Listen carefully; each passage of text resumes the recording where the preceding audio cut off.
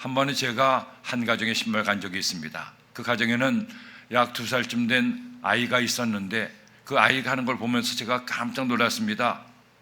그 아이는 엄마를 어찌나 좋아하는지 엄마가 가는 곳마다 겨울철 계속 따라다니는 겁니다. 엄마가 주방에 가면 엄마를 따라가고, 엄마가 화장실 가면 엄마를 따라가고, 엄마 하면서 주변에 여러 사람들이 있음에도 엄마만 찾는 겁니다.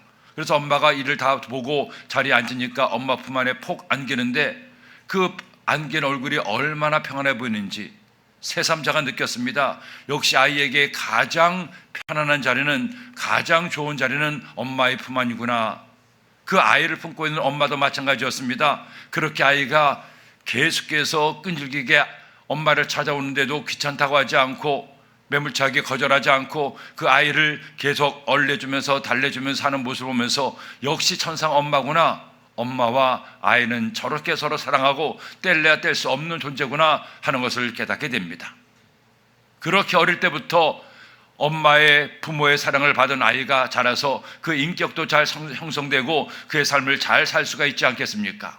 새삼 그때 짧은 모습이었지만 그 아이와 엄마를 보면서 사람이 살아갈 동안에 가장 소중한 것은 역시나 사랑이구나 하는 것을 느낄 수가 있었습니다.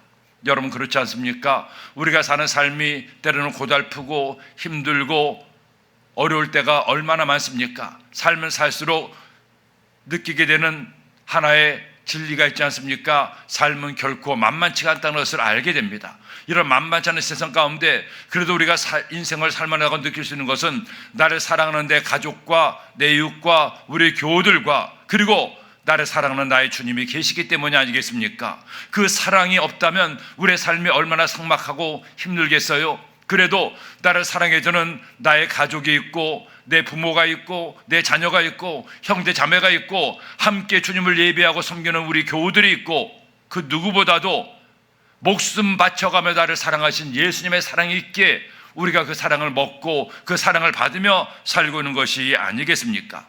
살면서 항상 계산하고 판단하고 나를 미워하고 나의 속을 썩이는 사람만 있다면 우리의 삶이 얼마나 힘이 들겠어요? 때로는 모든 사람이 다 내게서 등을 돌리고 나를 미워해도 나를 사랑해주는 한 사람이 있다면 그 사람을 통해 위로받고 살 소망이 있지 않겠습니까? 오늘 말씀에도 보니 이와 같이 극한 절망에 빠진 한 사람을 만날 수가 있습니다. 오늘 말씀을 기록한 시편 기자는 극한 절망에 빠졌습니다. 얼마나 그의 삶이 고단하고 힘들었던지 마치 새 산윤권이 놓은 올매에 걸린 것처럼, 전염병에 걸린 것처럼 절대 절망에 빠져 있다고 그는 한탄하고 있습니다. 그런데 그런 절망 가운데, 고난 가운데 어떻게 그가 그 모든 고난과 어려움을 헤쳐나갈 수가 있었습니까? 바로 그를 사랑하게 그를 건지시고 구원하시는 하나님이 계셨기 때문입니다. 그러므로 그는 고백하죠. 그가 나를 건지셨고 그가 나를 높이셨고 그가 나와 함께 하사 나를 승리케 한다고 오늘 말씀을 통해 고백하고 있는 것이죠.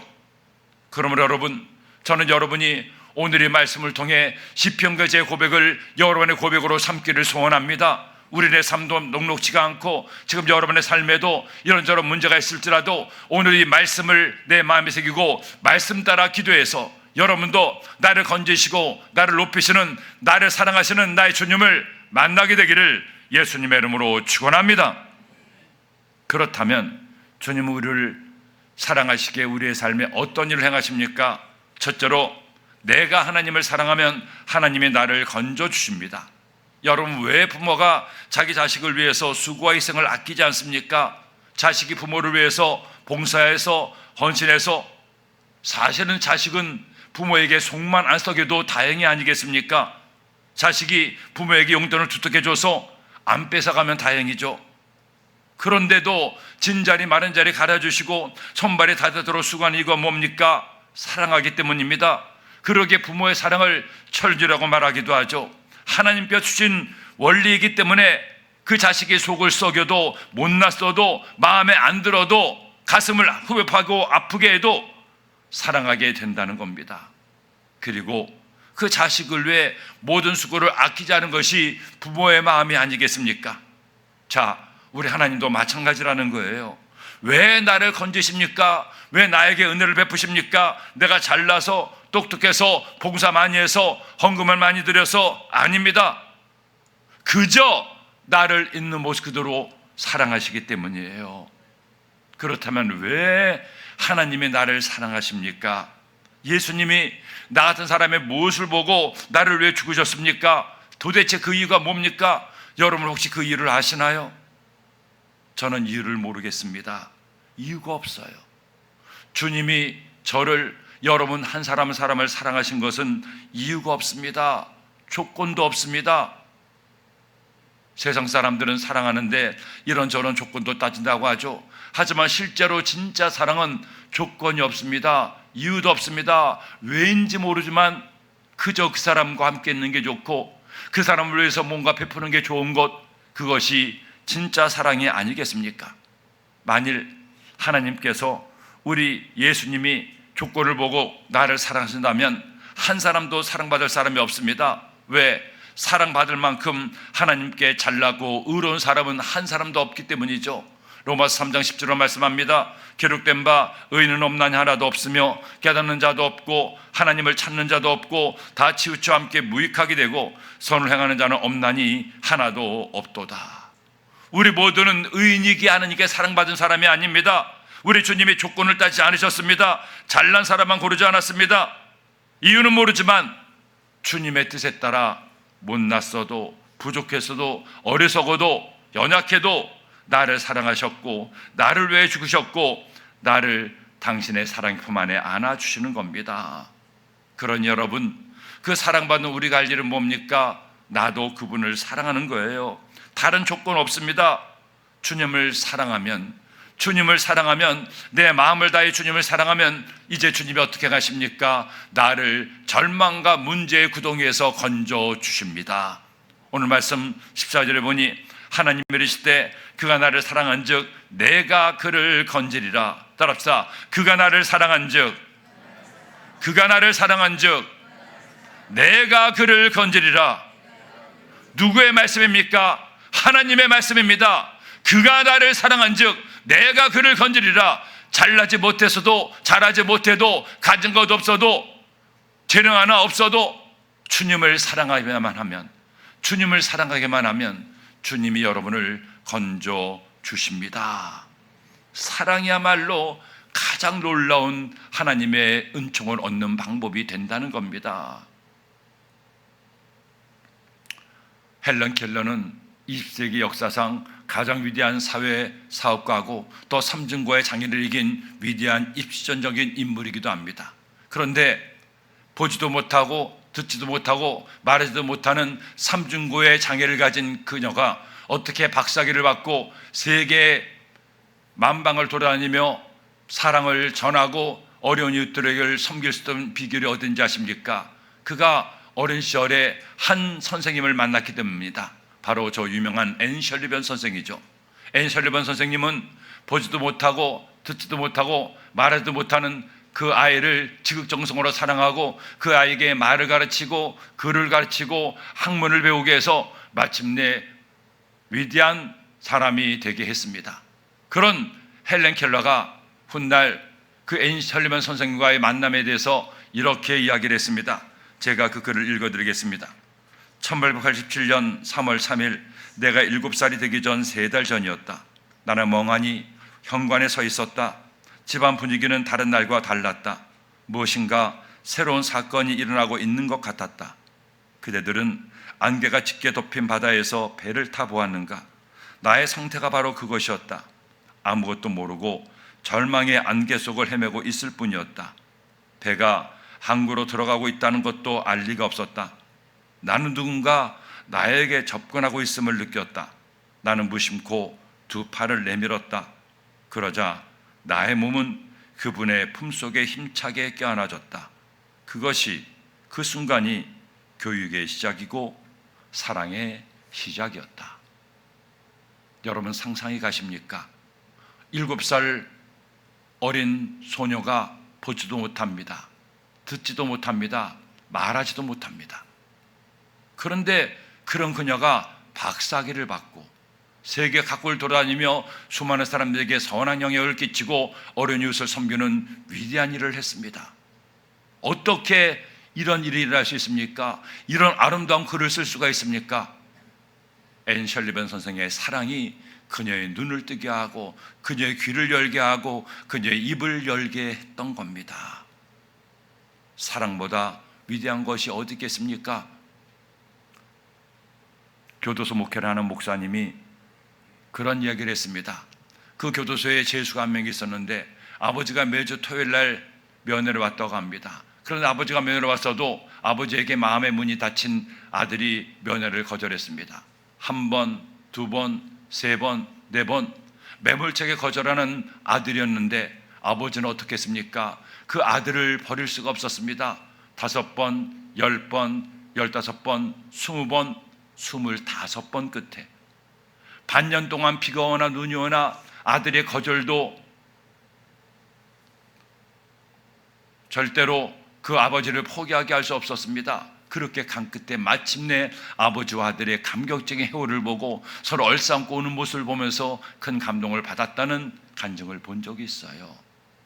우리가 뭐가 잘났고 무엇을 잘하고 무엇을 하나님께 의기양양하게 보여드릴 수가 있겠습니까? 한 가지만 잘하면 됩니다. 우리 주님을 사랑하면 됩니다. 우리가 주님을 가슴 깊이 뜨겁게 진실로 사랑하면, 그래서 사랑함으로 주님을 예배하고 주께 내 사랑을 고백하면 주님은 우리를 건져주십니다. 오늘 이 아침에 주님을 사랑하십시오. 매일매일 살아갈 동안에 주님께 기도하십시오. 주님 사랑하며 살게 하여 주옵소서. 이것이 여러분의 기도가 되기를 예수님의 이름으로 축원합니다. 둘째로, 하나님을 알면 하나님이 나를 높여주십니다. 여러분, 우리 주님을 사랑하십니까? 정말로 주님을 사랑합니까? 그 사랑이 변치 않기를 예수님의 이름으로 축원합니다. 그런데 이처럼 하나님을 사랑하면 또 할 일이 있습니다. 그분을 알아가기에 최선을 다해야 됩니다. 자, 남자와 여자가 서로 호감을 느끼게 됩니다. 그러면 제일 먼저 하는 일은 뭡니까? 이른바 신상조사에 들어가죠. 고향은 어디세요? 부모님은 어떠세요? 좋아하는 음식은 뭡니까? 색깔이 뭡니까? 사계절 가운데 어떤 계절을 가장 좋아합니까? 왜? 호감을 가진 그 사람이, 내가 알고 싶은 그 사람이 어떤 사람인가 호기심이 생기기 때문입니다. 그리고 서로 알아가면서 이해하게 되고 알게 되고 사랑도 점점 커져가게 되는 것이죠. 그렇게 서로 사랑하고 살다 보면 이제는 서로에 대해서 속속들이 다 알게 되지 않습니까? 말 안 해도 무엇이 먹고 싶은지, 어떤 생각하는지, 기분이 어떤지 알게 된다는 거예요. 여러분, 결국 사랑한다는 건 뭡니까? 사랑한다는 것은 사랑하는 그 대상을 알아가는 것이 사랑이 아니겠습니까? 우리가 하나님을 사랑한다면 할 일이 있습니다. 하나님을 알아가야 됩니다. 하나님이 어떤 분인지, 하나님께서 나에게 원하시는 게 뭔지, 그분이 좋아하는 것은 뭔지 알아야 할 수 있고, 그렇게 행할 때 사랑하는 나의 주님이 기뻐하지 않겠습니까? 하나님을 사랑한다고 하면서도 하나님이 원하는 것이 뭔지를 몰라요. 하나님이 어떻게 생각하든 말든 내 멋대로, 내 생각대로, 내 뜻대로 산다면 그게 진짜 하나님을 사랑한 것이겠습니까? 남편이 아내를 사랑한다고 말로는 다 합니다. 하루에 골백번 합니다. 헌데 아내가 싫어하는 것만 골라서 한다면 그게 진짜 사랑이겠어요? 아니잖아요. 정말로 사랑한다면 그 사람의 생각과 마음을 알아 그 사람의 마음을 배려하고 헤아리고 그 사람이 원하는 것을 해주는 것이 진짜 사랑이 아니겠습니까?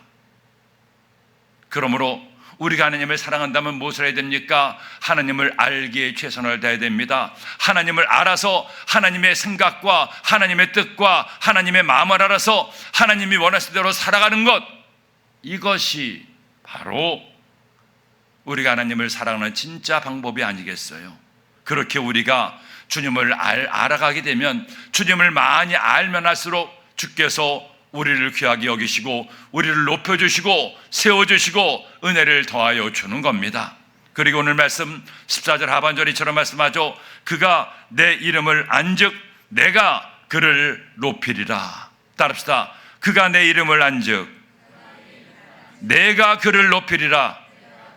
내가 주님을 알면 할수록, 주님을 알아서 주님의 뜻대로 살면 살수록 주께서 우리를 높여주신다는 겁니다.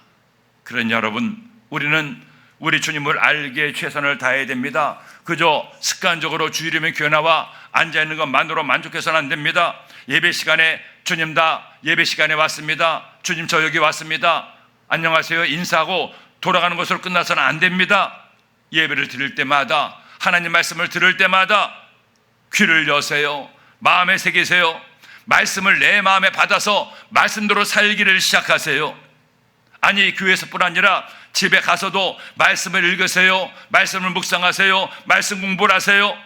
그렇게 내가 하나님을 알기 위해서 하나님 말씀을 더 가까이 하고 말씀을 통해 하나님을 알아가게 될 때, 그래서 내가 알게 된 하나님의 뜻대로 살아가게 될 때 하나님은 여러분의 삶 속에 은혜와 축복을 더하여 주는 것입니다. 올해는 쉬고 있지만 지난 3년간 우리 소아교회는 성경학교, 성경대학, 성경대학원 공부를 했습니다. 저는 여러분과 함께 성경대학원 강의를 3년간 했죠. 봄학기와 가을학기에 걸쳐서 6학기 동안 말씀을 함께 공부하는데 때로는 지치기도 하고 말씀 준비하는 것이 어렵기도 했습니다. 하지만 그래도 3년간을 쉼없이 달려왔던 이유는 딱 하나, 말씀을 공부하는데 우리 학생 되시는 성도님들이 얼마나 말씀 공부를 좋아하고 말씀을 쫙쫙쫙 받아먹는지, 가끔 조는 분도 있긴 하지만 졸면서도 하나님 말씀을 얼마나 열심히 배우고 받기 위해 노력하는지, 눈을 초롱초롱 빛내면서 하나님 말씀을 공부하는 성도님들을 볼 때마다 내가 정신 차려야지, 더 열심히 말씀 준비하고 더 많이 기도해야지 하는 마음으로 같이 말씀을 공부했어요. 4월 달에는 재직 학교를 하고 10월 달에는 우리 소아교회 성도 학교를 하고자 합니다. 그래서 모든 재직가 성도들이 함께 하나님 말씀을 통해서 하나님의 뜻을 알아가기 위해서 노력하고, 그래서 하나님을 알아가 하나님께서 우리에게 주시는 은혜를 얻기를 소원합니다. 제가 이번에 말씀을 준비하다가 제 컴퓨터에 있는 예전에 말씀 준비한 것들을 쭉 한번 둘러봤습니다. 근데 깜짝 놀랐습니다. 야, 이런 것도 있었네. 거기 보니 30년 전에 제가 청년들을 담당했을 때 그 청년들과 함께 말씀 공부했던 내용들이 그대로 파일로 돼서 있는 겁니다. 거기 보니까 그리스도인과 교회, 그리스도인의 성, 그리스도인과 남북 통일, 그리스도인과 전쟁, 심각하죠. 이런 걸 함께 공부했더라고요. 그리스도인의 재물관, 그리스도인의 직업관, 젊은 청년들이 세상을 살아갈 때 어떻게 성경적인 삶을 살아야 될지를 아마 그때 함께 고민하고 연구하고 공부했던 것 같습니다. 그런 내용들을 쭉 보면서 그래, 예전에도 이처럼 하나님 말씀을 공부했구나 생각해 보니, 주의 종이 되고 나서 지금까지 제가 예배 때 하나님 말씀을 전한 것뿐 아니라 시간이 날 때마다 시간을 내서 함께 하나님 말씀을 공부했던 아름다운 추억들이 있습니다. 그렇게 하나님 말씀으로 함께 주님의 뜻을 분별하고 말씀을 공부해서 말씀을 알아갔을 때 주시는 하나님의 은혜가 얼마나 크고 놀라운지요. 앞으로도 저는 여러분과 함께 하나님을 알아가기에 더 많이 노력할 것입니다. 우리가 하나님을 알아야 하나님의 뜻대로 살 수가 있고, 하나님의 뜻대로 살아야 하나님의 은혜 가운데 살아갈 수가 있기 때문입니다. 그러니 여러분, 하나님 말씀을 더 가까이 하십시오. 하나님을 알기에 최선을 다하십시오. 하나님을 알아가는 방법은 딱 두 가지입니다. 말씀을 통해 알아가고 기도를 통해 알아갈 수 있습니다. 말씀과 기도로 주님을 더 깊이 알아 주님의 뜻대로 사는 우리 모두가 되기를 예수님의 이름으로 축원합니다. 그리고 셋째로, 내가 간구하면 응답하십니다. 여러분, 여기 나를 사랑하는 나의 주님이 계십니다. 그분은 소원을 가지고 있어요. 어떤 소원입니까? 사랑하는 자녀를 위기에서 건져주시고 절망의 구덩이에서 끌어내어 주시고 문제 가운데 더 큰 복을 주시기 위함이라는 겁니다. 그런데 이런 복을 받기 위해 살 일이 있습니다. 주님이 나를 사랑하신 것처럼 먼저 나도 주님을 사랑해야 됩니다. 말로만이 아니라 행함과 진실함으로 사랑해야 됩니다. 그리고 그분을 알기에 최선을 다하세요. 하나님께서 알려주시는 말씀을 통해 하나님 뜻을 알고 그 뜻대로 살아서 하나님을 기쁘게 해드리는 여러분 되기를 예수님의 이름으로 축원합니다. 그리고 이제 마지막으로 할 일이 있습니다. 오늘 말씀 15절에 보니 그가 내게 간구하리니 내가 그에게 응답하리라. 그들이 환난 당할 때에 내가 그와 함께하여 그를 건지고 영화롭게 하리라. 따라합시다. 그가 내게 간구하리니 내가 그에게 응답하리라. 믿습니까? 믿습니까? 우리가 어떻게 하나님의 은혜를 얻을 수 있습니까? 절망의 구덩이에서 끌어올릴 수 있습니까? 주님께 기도할 때 주님이 우리에게 응답해 주십니다. 내 문제를, 내 위기를, 내 염려를 주께 맡기고 기도하는 사람을 주께서 건져주시고 높여주시고 끌어내어 살려주시는 거예요. 우리가 사냥꾼의 올무에서 벗어나는 방법은 다른 것 없습니다. 나를 구하실 유일한 분은 우리 하나님이니 그 하나님께 기도하는 거예요. 원수 마귀라는 사냥꾼이 어떤 문제의 올무로 우리를 얽어맬지 모릅니다. 하지만 아무리 내 삶이 고달프고 질병이 나를 덮치고 환난이 나를 덮쳐도 주님께서는 우리를 그 올무에서 끌어낼 수 있다는 거예요. 그러니 여러분, 우리가 뭘 해야 됩니까? 주님의 말씀처럼 기도해야 됩니다. 그냥 기도가 아니라 부르짖어 간구해야 됩니다. 기도야말로 주님께서 원하시는 것이고 내가 기도할 때 하나님께서 마침내 우리에게 응답해 주시는 겁니다. 그러게 예수님은 마태복음 7장 7절에 말씀하죠. 구하라 그러면 너에게 줄 것이요 찾아라 그리하면 찾아낼 것이요 문을 두드리라 그리하면 너에게 열릴 것이니 구하는 이마다 받을 것이요 찾는 이는 찾아낼 것이요 두드리는 이에게는 열릴 것이니라. 구하고 찾고 두드리라고 말씀합니다. 무엇입니까? 기도하라는 거죠. 오늘도 우리가 이 시간에 위 성전에 나왔습니까? 기도하기 위해서 하나님의 성전에 나오지 않았습니까? 인류 최초의 성전인 솔로몬 성전을 솔로몬이 봉헌했습니다. 그리고 하나님께 그 성전을 봉헌하며 하나님께 기도했어요. 하나님, 이 성전을 하나님의 집으로 올려드립니다. 그때 하나님께서 어떻게 말씀하는지 아십니까? 역대하 7장 14절에 내 이름으로 일컫는 내 백성이 그들의 악한 길에서 떠나 스스로 낮추고 기도하여 내 얼굴을 찾으면 내가 하늘에서 듣고 그들의 죄를 사하고 그들의 땅을 고칠지라. 이제 이곳에 사는 기도에 내가 눈을 들고 귀를 기울이리니 이는 내가 이미 이 성전을 택하고 거룩하게 하여 내 이름을 여기에 영원히 까였음이라. 내 눈과 내 마음이 항상 여기에 있으리라. 이 성전에 나와 하나님 앞에 무릎 꿇고 기도하십시오. 하나님은 우리가 하나님께 기도할 때 반드시 들어주시고 하나님의 은혜와 응답을 허락하여 주십니다.